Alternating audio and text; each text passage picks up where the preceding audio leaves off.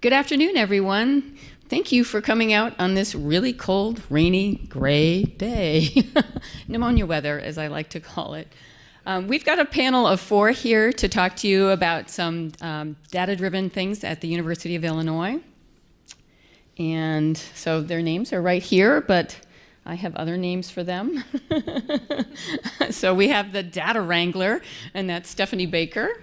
We have the facilitator and communicator, that's George Gottschalk. And we have a new bibliographer, that's Kelsey Cheshire. And we have a middle manager, that's me, Lynn Wiley.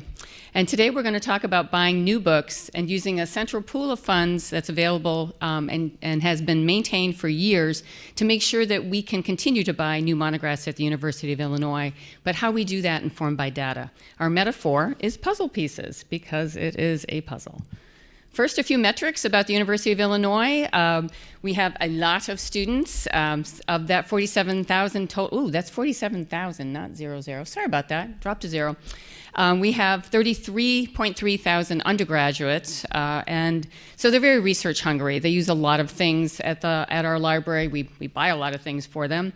24 million tangible items on campus.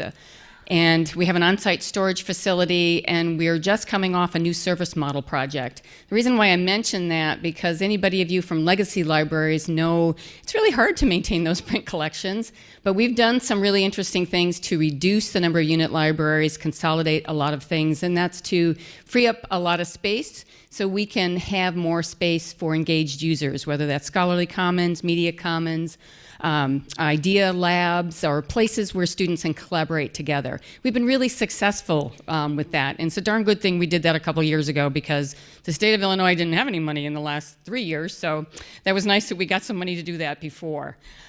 We still do have a very nice big budget. It looks like a big budget, right? $18 million. However, 2/3 of that, or I'm sorry, 75% of that now is dedicated to recurring resources.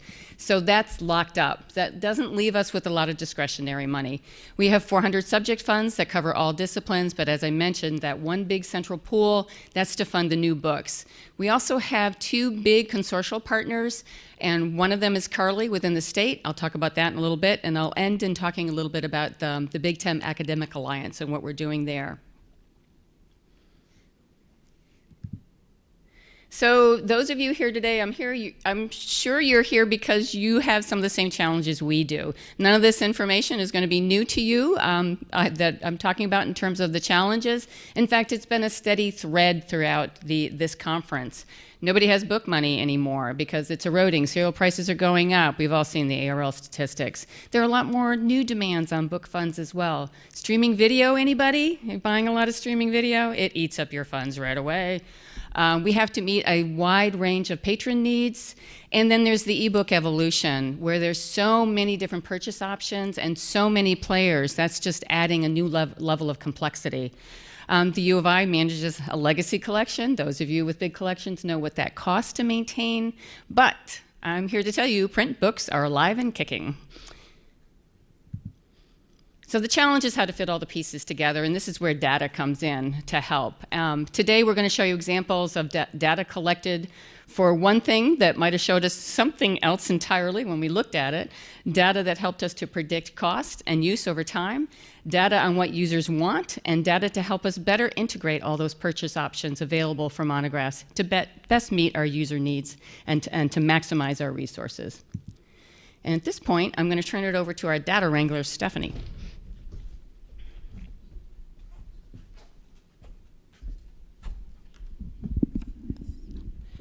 Hello, I'm Stephanie Baker. As Lynn said, I'm the Library Information Systems Specialist in the Acquisitions Department at the University of Illinois, and I'm the data wrangler. So I'm just going to talk a little bit about some of the things to keep in mind when you are collecting data for projects like the ones that we do. Oh, good. So the first consideration that we consider that I consider when I'm kind of trying to pull some data together is, what is the question that we're trying to answer? And usually it's because we're trying to move forward with some kind of a strategic initiative. Usually that would come from Lynn. Lynn will come and she'll ask me a question and say, I need data because we're trying to do this. So the first thing I do is kind of a reference interview of sorts, where I ask and make sure that I understand her question completely and discuss limitations about the kind of data that we can get, at least as far as I know at that point. And we try to have the question fairly well defined in the beginning, but also be open to changes, because you never really know what your data is going to tell you. So as well defined as you can have it, but being open to changes as well. The second consideration, didn't move forward. Did it move forward? Yes, okay. The second consideration is, what is the source of your data going to be? We get our internal data from our ILS, which is Voyager, and we're able to run custom reports against Voyager using MS Access, and we export all of our data usually to Excel. And like many libraries, we do a lot of data manipulation in Excel. And we also get data from our vendors as much as they can provide. We get Gobi customized reports and data from JSTOR or Project Muse. And of course, they're different. They're different sources, and so that can lead to some challenges, as I'm sure many of you are aware. So the next consideration then is, how are you going to extract the specific data that you need to answer your question? So the first thing to consider is that your source of the data, where is it coming from, and the differences that that's going to present, especially if you're trying to compare data, for instance, from your own internal systems to vendor data. So we pull from our ILS, we pull purchase information data, payment data, data from the bibliographic records. And it's really good to have consistency here. If you have consistency with how you enter your data, of course, that makes it a lot easier when you're pulling it to look at things and do comparisons. But the vendor data will come from their own internal systems, which can often introduce differences. And then we try, if we're comparing between our own internal system and the vendor, we look for match points. Some match points work much better, of course, than others. If you're trying to compare title to title, that's virtually impossible because titles get entered very differently. And we try to automate a lot of our matching just because we are always working with such large sets of data. So we try to automate that and try to normalize the data as much as we can so that we can do that in an automated way. And we use Excel, like I said, for that. We take advantage of formulas and VBA macros, that kind of thing with Excel. But sometimes it's just not possible to do it all automatically, and then you have to kind of end up doing it by hand. This was an example, just to give you one example of publisher names. We wanted to do, to look at some publisher names and the data around publishers. And I have a little image here of a chisel chopping away at a stone or rock, because that's kind of what it feels like when we're looking at our data. You're trying to extract the specific data that you need. And so with publisher names, you have the publisher names that come from your bibliographic records, from your own internal ILS, and those can sometimes vary from title to title when you're pulling that information. So Lynn actually did a lot of normalizing of that data. And then we had the publishers, we were comparing it to Gobi data, which were different, and we're trying to match the two up so we can compare the information between the two different systems, between our ILS and the Gobi reports. And so we did a lot of stripping of things. These are just some examples of Excel formulas that we use. I did things like taking the name publishing off, or publishers, or press off of a name, so we could try to automate the lookups between our ILS publisher names and the Gobi publisher names. And we were able to get a lot of that done in an automated fashion, but ultimately we did have to do a lot of final manual review. And this is just an example. I didn't highlight it, but you can see Grove Press. From our ILS, it appeared as Grove Press, but in Gobi it shows up as just Grove. So we were able to automate a lot of that kind of matching. But then that first highlighted line from our ILS, we had Abrams was what was in a lot of our bib records, whereas Gobi used Harry and Abrams, so they were different. So that kind of thing we did a lot of manual matching for, but now we have this nice list of publishers from our own records and our own ILS and publishers from Gobi, and we can kind of use this as a map when we're trying to compare data between our own purchases that we have in our own internal system and what Gobi has given us. And we can look at things like circ data and number of titles purchased, and helps with setting up profiles and that kind of thing. Also, when you're extracting data, one of the things that we do is we look for anomalies in the data, and sometimes you'll find something that's just not representative of the typical scenario for some reason is going to screw your results. So I have my little picture here of throwing away some of the data. An example would be sometimes somebody might enter a price in wrong into your internal system. Just a typo maybe, instead of entering $50, they entered $500. In Voyager, you can enter the price and the purchase order separate from the payment information. And so something like that, if you're looking at that data, that you could tell would automatically throw off your results, throw off any averages, and toss that out. Another thing to keep in mind also is it's really important, and I have to remind myself of this when I'm working with data, to kind of step back and look at your data. You can become so immersed in the details, and figuring out those, matching names and numbers together. And it's really important to step back and look and make sure that things are still making sense in the bigger context. I was doing a project and I couldn't understand, why did Gobi think we had bought this number of titles and our purchase order list was much smaller? And I sat there and I looked, and the numbers just weren't matching up. And then I realized, I pulled the information from our ILS back in May, been working on this project for a while. The Gobi report came in September. Well, we had bought some stuff between May and September. It had straddled a fiscal year. And so I called that date slippage, and it seemed really obvious, but when you're really intently working on something, especially if it covers a long period of time, you can kind of miss things like that. So always stepping back and looking at your data is also important to make sure it's fitting into the bigger context. And then finally, the last consideration when I'm working with the data is, how am I going to present the data back? In my case, presenting it back to Lynn and to George. And I will review any limitations. Sometimes I'll have to go back to her and tell her I just couldn't match up all of the information. So, this is what I could get. So she's aware of that, and I'll let her know of any trends I've discovered, any new information while looking at the data. Try to present it as clearly as possible, take out anything extraneous, and make a nice graphs and charts that will help her to understand what I've done. And then hopefully I've got everything in this nice cube, looking good, and I can hand it off and they can take it apart again and work with it. Next up is George.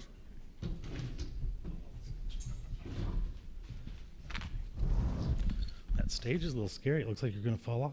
Don't fall off. Okay, so Stephanie kind of set the tone for the pieces of the puzzle with the data, but in the case of something like what's the background of driving all of this presentation is that we're ultimately trying to reconfigure our monographic purchasing strategies. So that by necessity means that we're dealing with a collaborative, cooperative undertaking, and that's true in any library, but in a large library, then it's especially a consideration. And I got very fortunate because in our library we have this little staff event where staff can come in and kind of do coloring or knitting or whatever they want to kind of relax, and we actually have this core group of puzzlers that have coalesced around working on jigsaw puzzles. So this was great that this just worked out with a theme, and I managed to con these people into posing for the picture. But they are the regular puzzlers. So I do like this because it sets the tone for someone in acquisitions, because we have a cataloger, we have 3 members of our library business office, and we have our head of shipping. And it's absolutely true that in our case, without any of these people, we would not be able to go forward as acquisitions. And I suspect that's true in other libraries. So besides just seeing the shiny, happy, smiling faces of Illinois, it helps illustrate a point here. So, I went the wrong way. Okay, so that being the case, I just am curious, how many of you have worked on jigsaw puzzles before? Okay, and in groups, have you been in groups working on a jigsaw puzzle? So one of the things I've observed with our little group that we saw in our first picture is when it's a collaborative and cooperative environment, and they're a pretty collaborative, cooperative group, but whenever minor squabbles break out, it's invariably over who gets to hold the lid. Have you ever experienced this? Like, I need the lid right now, give it to me. Well, this is obvious because you need to know what it is you're seeing, what you're working on at any given point. And one of the roles in this case, where we're looking at purchasing data that Stephanie's providing for us and trying to pitch that as something that we can use to solve a problem to bibliographers and other vested parties, then I would submit to you that the notion here is that acquisitions really has to be the lid holders. So our job is really to kind of walk around the table and make sure that people are looking at the same picture. Oh, okay. So I wanted to go over this with all of you to just sort of illustrate a point.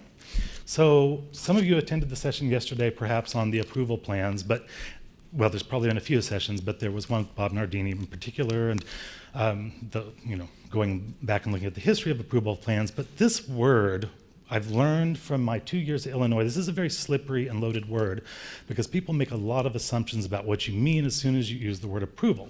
So here's just some possible definitions. There's materials selected from electronic slips in lieu of actual physical books.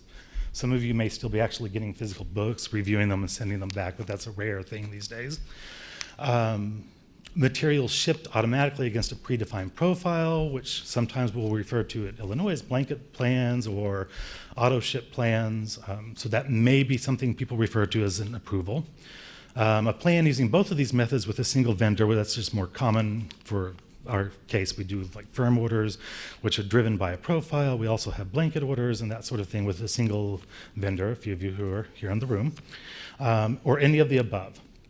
So as I mentioned, I had a learning curve at Illinois that everyone from vendors to catalogers to bibliographers to even staff within acquisitions made very specific but sometimes different assumptions about what I was saying to them just by the use of the word approval. So sometimes we feel like an approval plan is whatever the hell you want as long as it makes sense to you in your own head regardless of what anyone else thinks.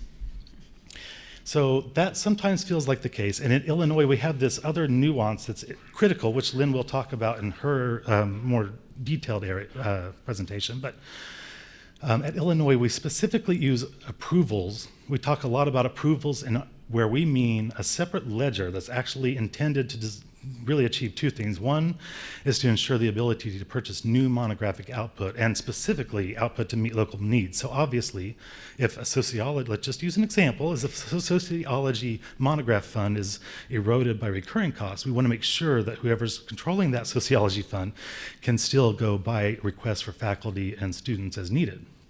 And I put this in here because Lynn wanted to underscore, this is the one thing and one fund in acquisitions that acquisitions can really control, meaning that, in this case, Lynn does the sub-allocations to make sure that this is equitable so that we're meeting these local needs and not, dinging anyone who actually needs to rely on these funds. So Stephanie used this same image, and in my case, I was using it to make a slightly different point. But so in anticipation of this presentation, I did a very, very structured, formalized, highly rigorous anthropological field survey of the puzzlers in our first picture and determined that there are really basically 4 puzzling methodologies. So one of them is the edge workers, and they kind of like to frame things out, and they're very driven to do that. And once they're done with that, they may back off a little, but that's their goal. There were the piece sorters, P-I-E-C-E, the puzzle pieces, and they'll say something like, let's put all the pink pieces or all the pieces with letters together. The third piece, which is probably more like a bibliographer, is very content and object oriented, where they'll say something like, oh, this is a horse, and I'm not going to worry about anything else except completing this part of the puzzle, which is the horse. This fourth piece, the green piece here, is the sort of grab as grab can, and I also call that the George method of puzzling disruption, because whenever I go up and work on the puzzle, that's my approach, and so I get scolded for it every time. And so that kind of makes me the outlier in that case. But within acquisitions, my role is reversed, which is to watch for, and I'm sure that none of you have ever had this experience, with the bibliographer who wants to sort of steamroll ahead and do things their own way, and they grab pieces as they see fit. And so it can be a little disruptive.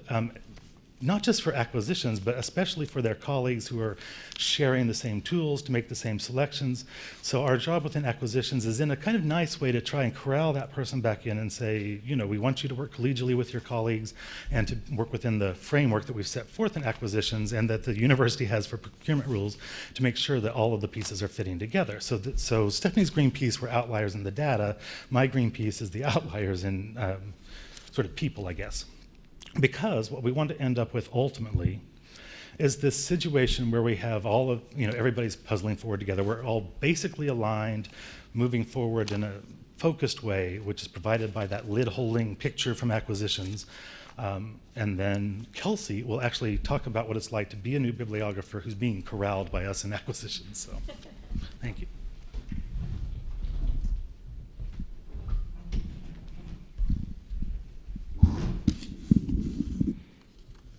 Hi, everyone. So as George mentioned, I'm Kelsey Cheshire. I'm the Behavioral Sciences Librarian. So what that basically means is that I work primarily with our School of Social Work, informally with our Department of Psychology. And this was my first job after graduation. So I hope that this picture of a child putting together a puzzle is illustrative of my experience at first. You know, I really felt like that child learning how to do the first puzzle, and I've relied on lots of help from the grown-ups or those with more experience, whether they were in acquisitions or fellow bibliographers.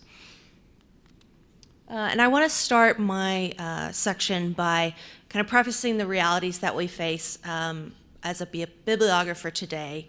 Mark Sandler, who was a former head of BTAA, actually said this in a chapter in the book Rethinking Collection Development and Management.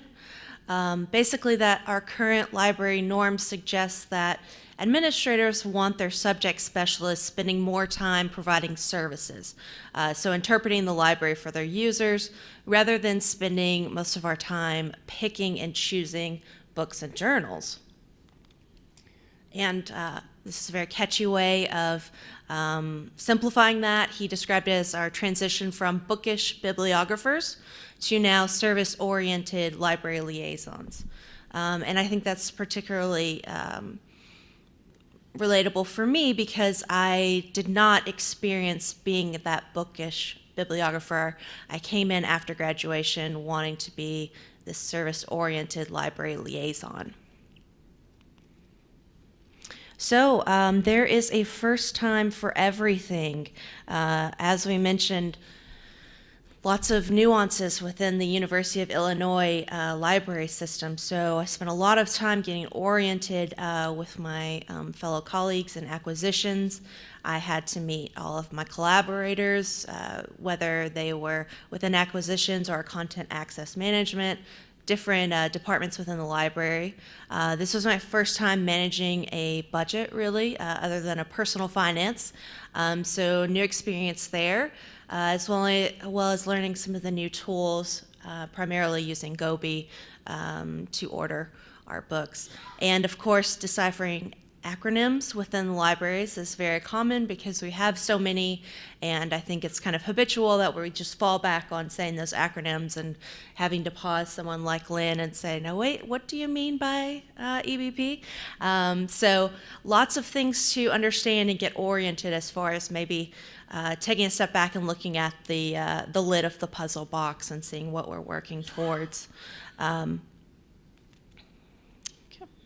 So this is just a snapshot of the funds that I manage. You can see that I have FIRM, Money for Psychology and Social Work, as well as this approval fund that we're mostly focusing on today. And I mention this because as a new librarian, this was kind of my initial reaction. As a millennial, I speak in emoji, so I hope you can all understand that I thought, whoa, $27,000 just for buying books. This is amazing. But I had to take a step back and think about what we're really trying to accomplish with our funds, whatever money you're working with. Ultimately, if you're a bibliographer, you're trying to buy what your users need in the format that they want within your own limitations. So I try to remind myself of that regularly. And it can be a little bit overwhelming, too, being in this position. So we talk about feeling puzzled. It was time for me to kind of find evidence for how I should really navigate these new responsibilities. You can take a class on collection development and do kind of some practical exercises, but it's very different when you're actually put in this role. So one of the things that I wanted to do was actually take advantage of a tool that Gobi offers, YBP, as a peer comparison search tool. And I found that was very helpful for me to kind of say, okay, what are other schools that are known for the collections in social work or psychology? And with this tool that was available, I could quickly find what they had ordered that we had not. So this was a really great way for me to find evidence, but to kind of tie this back in, ultimately I was able to find maybe an issue that we had with our approval profile. So this is just to show what that looks like, and the search tool will actually show, again, those titles that we did not purchase. And as it found the gaps in the collection, one of the things that I noticed was that many of our peers had been purchasing what Gobi has classified as textbooks. And as a general rule, textbooks were excluded from our profile originally. But the peer comparison was showing several monographs that were cataloged as a textbook or classified as a textbook that I was actually really interested in, and I knew that this is something that our users would benefit from having. So kind of ask ourselves, okay, is it time to tweak this profile? So we were able to work together as a group of bibliographers to kind of look more into the glossary of how these textbooks were classified. So you could see these are the textbooks we do not want, basic introduction or advanced textbooks. They're clearly defined as being used in a classroom. Whereas the textbooks we would want were graduate level or professional textbooks. So it's kind of a confusing terminology, but clearly a type of material we would want to know. Things to note, just quickly, this had no effect whatsoever on our patron-driven acquisitions. That's a separate profile. So no need to worry about students taking advantage of this and suddenly ordering their textbooks. I'm always of the idea that seeing more is better than seeing less, so I think it really worked out well that way. And ultimately, the human touch was still needed to discern between what was an ambiguous or an actual textbook. So ultimately, we go back to how is this data affecting the bibliographer, and I think it's important to really remember those intentions and the purpose of our collection building. That should ultimately be how you assess your performance. So looking at a peer comparison to see why someone bought something that you didn't. It wasn't actually judging what your perception was, but being able to embrace having those analytical tools and strategies to move forward.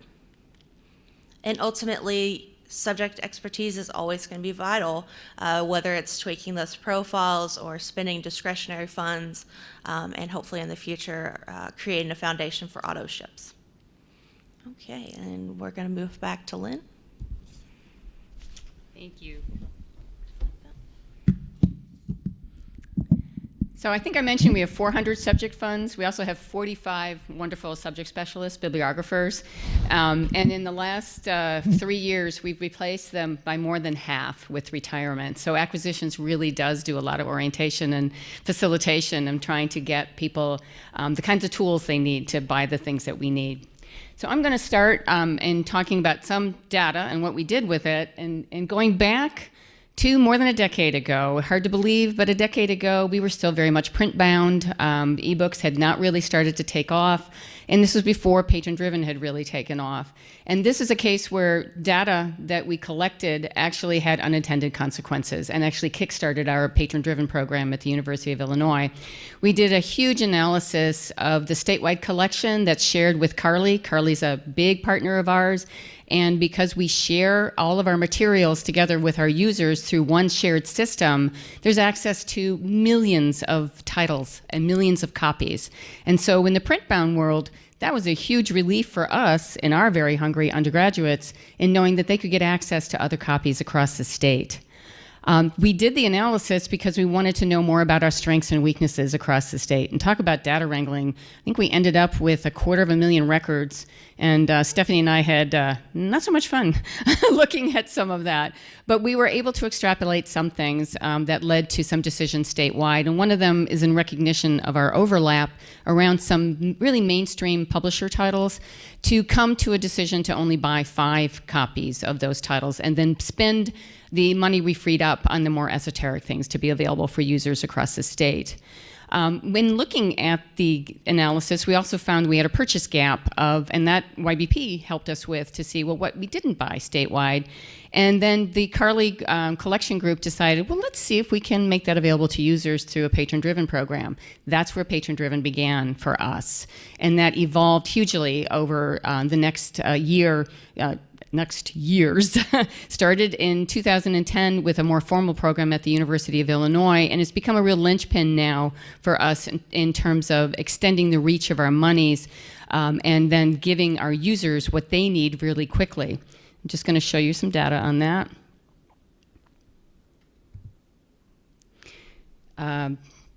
Well, first I'll talk about issues and outcomes. One of the issues we found out about is we needed to control the content better, and so it led to better profiling. We started looking at our profiles much better.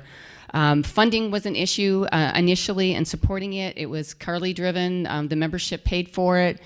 Finding money to do this locally, we worked with our interlibrary loan department, who said, "Oh, you guys in acquisitions can do this much better than we can." So they gave us borrowing money to make this happen. We got bibliographers' input in tweaking the profiles, in setting up the records to be exported into our catalog, and what that language looked like. We really looked at user needs and making sure we could provide for quick delivery of these materials. And it also to extend the fiscal year, because normally we stop ordering in April because we have to close the year, but with patron-driven, we actually can extend the fiscal year ordering for users, because those are prepaid on deposit, the patron-driven account. And then it also allowed us to look at what was happening with Carly, because when we first started our local program, and we've been accumulating the records in our catalog since we started to have a total of 20,000 records in our catalog, we could see that Carly new books weren't available a lot, and that was due to the Great Recession and then budget cuts across the state. But over the last couple of years, book buying has been happening again in Carly, we're happy to say. So whenever books are available, then within Carly, we're not buying it. We did some sample surveys to determine that indeed they were going to be available. Stephanie did a random sampling of available material, requested it, and actually made sure it came in. And we could see that these things were indeed available. So now we're pushing more of that content out to Carly and actually extending our resource dollars. So this was over the last 6 years that we've done this kind of evolving, but we use data all the time to inform those decisions. But the outcome for us on this overall is to show that we have an incredibly sustainable and cost-effective program. In no one year did we spend more than $43,000 on this. We loaded a lot of records. They matched exactly the kinds of records that Kelsey was getting from YBP. So it was either her choice to buy it. If she didn't buy it, the users could buy it. And so we had an average cost per book of about ranging from per year, like $43 to $54. We served all of our user population. We looked at the users across the board, and all of them were using these materials. So what we determined from this is sustainable. We're going to keep running this. It's print-based, yes, but print, again, has become more important. We never thought at the time in starting this, we thought over time eBooks would just gobble this up. Not the case. We have a long-running print-based program. We're going to continue it. The other things that we realized is that the use is really great. We have 2.8 uses per the PDAs versus 1.5 use per title for the regular selected items. Now, of course, that first use is because somebody requested it. So the materials that get requested do at least have one use. So that's a factor in that. So then we went to eBooks. So whereas the other ones were more the straight edge puzzle pieces, if you've ever done those kinds of puzzles, you know they get really hard. And so it's extremely difficult right now because there's so many purchase models for eBooks. So some of the issues for us were strategic. Because we're a legacy collection, it's very hard to wrangle that print. And when we could, we looked at buying those very large collections. When the content matched the curriculum and the research needs, we bought those collections and saw really good use. And we got really good discounts for those.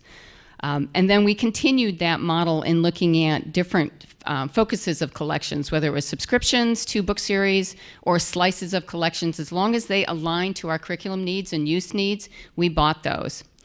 But however, that was not really sustainable for everything. Even though we're the University of Illinois and we have a pretty decent book budget, we never bought it all, and certainly are not going to buy what we bought in print completely in E, and nor can we. It's not available to us as a collection, or it's not available at all, or there's a couple years of delay before that material becomes available.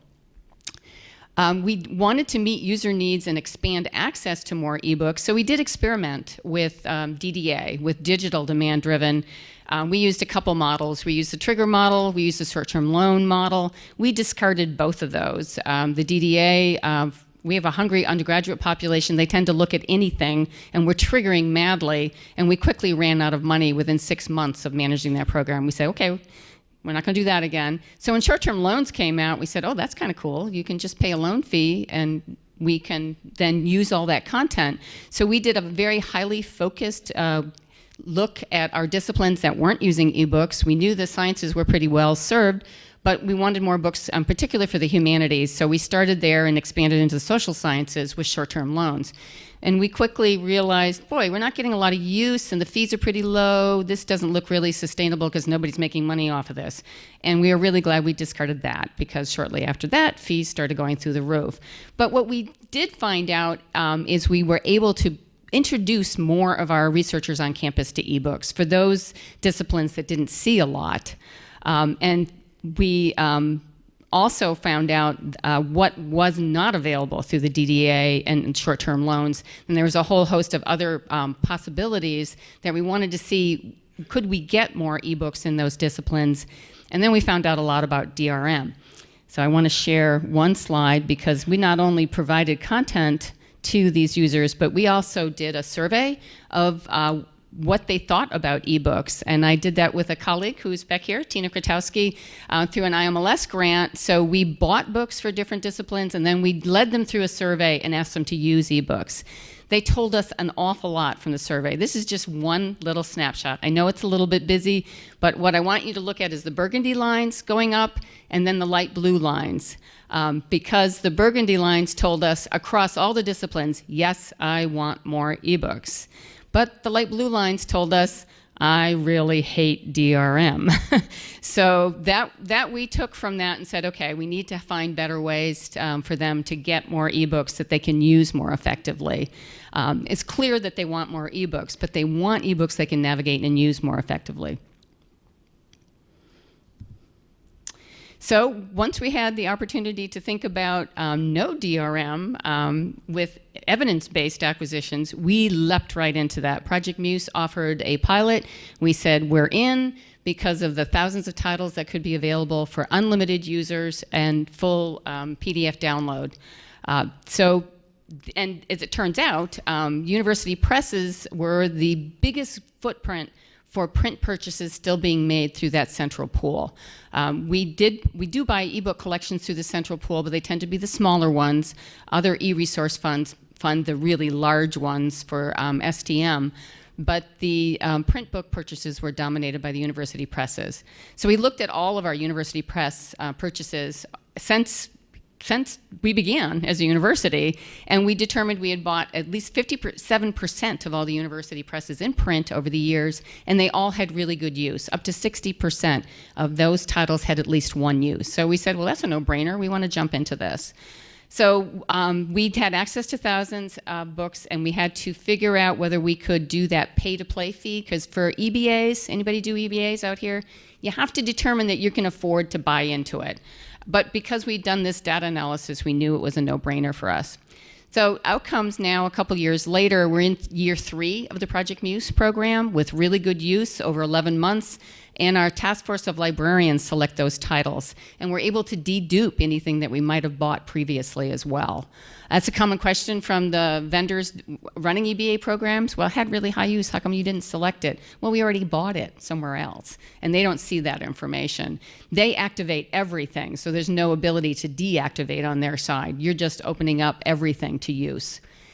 We found it very reliable and predictable.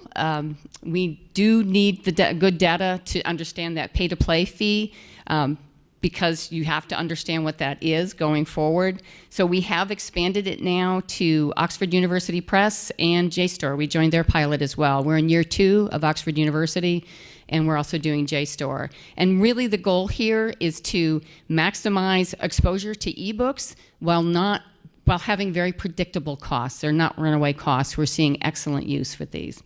But there's some issues with that too.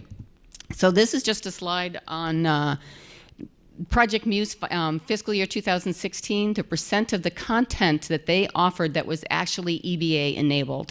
Not all publishers are going to contribute all their content to an EBA. Not all publishers contribute their content to DDA. Not all publishers do simultaneous print and E. So this is just one good graphic that shows, for the example, it's like kind of midway there's one university that only contributed about 80% of their content to the EBA, and 20% of their content they held back. So those were buying in print. But how do we integrate all that was a problem. So this now is 2017, and what we did is, knowing that we had more ebook title options, but less book funds overall, what we wanted to do is look at the 6 years of titles that were bought through the Central Approval Plan and really assess who we were buying them from. Well, we were buying them through YBP, the vendor, but who were the publishers? And what was the use and what was the subject? So we could get a better sense of how we could reprofile, understanding what could move to EBA, what could move to print demand-driven, and how we could maximize the funds in the central pool to buy the content that was needed. So our issues were looking at quantity versus quality in new book buying. We were very cognizant of the labor involved in title selection. We really want bibliographers to be out there engaged in the field and not have to spend a lot of time on their slips doing title orders. And we wanted to expand more options for humanities and social sciences in particular, because maybe in showing those publishers and the content that was used, maybe they needed to be able to pool their money more effectively to buy more ebook collections or slices of collections. So we did the analysis, and then we found out a lot of information. So this just gives you a snapshot of, we framed it by divisions because this information is all going back to the subject specialists, and they're going to decide how to reprofile with recommendations from acquisitions on how to proceed. So this tells you, it's no surprise at this point, humanities and social sciences are the top buyers of print books. Our life sciences, which is PSED, sciences overall, sorry, PSED and LSD, they're using most of their money to buy ebook collections. So they're not buying as much print, so they're a little bit less. And then we had the PDA included as well. We included all this content because it was profiled, and we knew we could do some better analysis of those profiles to tighten them up with YBP to get a better bang for our bucks. But one little metric here for the PDA, which is way far over here, that was the only group where the number of the percentage of purchase total was 7%, but the use of that 7% purchase total was 13%. So that's the only group where you saw significantly higher use. But overall, we were really pleased to see how much use is happening, even still with the print collection. So the most interesting thing that we've done now with this data is to help us inform us on reprofiling. So first thing that we did is we decided we needed to look at our top publishers. So this slide is an attempt at assigning ranks to those publishers that are tier 1, where we could see that the material had high purchase volume, we're buying a lot from that publisher, and high use as well. So in this case, that publisher group comprised 6% of the total publishers profiled. And they, the number of titles bought were 43% of the total. The use, however, was 56% of the total, and those things that had no use at all were 32%. Still a little bit higher than we wanted to see, but we can qualify what we do with those publishers by subject, so only looking at the high subject use to know what we might want to do for reprofiling, because this is only by publisher ranking now. We have information on subject as well. So the tier 2 was more high to medium purchase volume, but with a really higher no use and a lower average title use. So those we called tier 2. And then tier 3 was kind of the comet tail. A lot of smaller publishers, minimal purchase per those publishers. You can see 91% of that group comprised the 91% of the total publishers that were covered in the profile. But we saw some high use there, and those were the reserve uses, or something was needed for a class where a teacher taught to the text. Those we would do something different with. So this is a frame now for us to think about how we want to do our profiling. And we're actually thinking about going back to a lot more auto ships. Auto ships for the tier 1, if we can define publisher groups for that and have those come automatically and free up the bibliographer's time. Tier 2, more slip purchases, but we're going to take out the just in case. If it's low use, that's going to go to PDA, and we're going to let the users decide. And identifying our best publishers is also going to help us move the bibliographers into pooling their subject funds with their approval funds to buy more ebook collections when everything aligned well to do that. So at the end, we're left with a couple of puzzle pieces. Let's see if I can get this to work. We want to meet user needs. We want to maximize resources. We want to collaborate, and we want to automate ordering as much as possible. So in meeting user needs, we're doing more non-DRM ebooks. We're saying print's okay if we can't get the E. Overlapping with print to E is also okay, and we're going to increase the patron-driven to make sure we're meeting the user needs while not getting something just in case and letting it sit on a shelf. We're maximizing our resources by really assessing use very carefully now, and we're going to focus on the top content and reprofile based on that. We're encouraging collaboration, data-driven collaboration, by really showing people what they could be doing differently with their funds. And they're helping us, the bibliographers are helping acquisitions and contributing to the EBA selections. And then in automating orders, we're doing that with auto ships.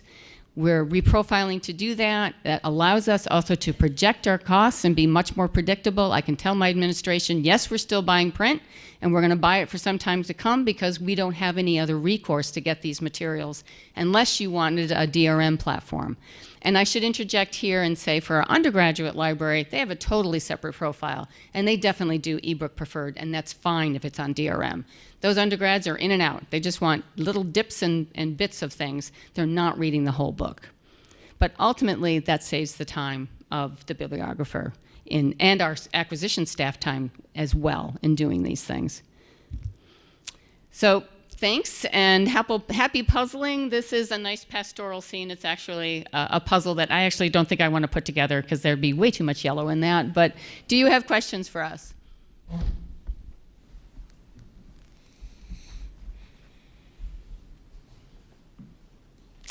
No questions? Oh, there is a microphone.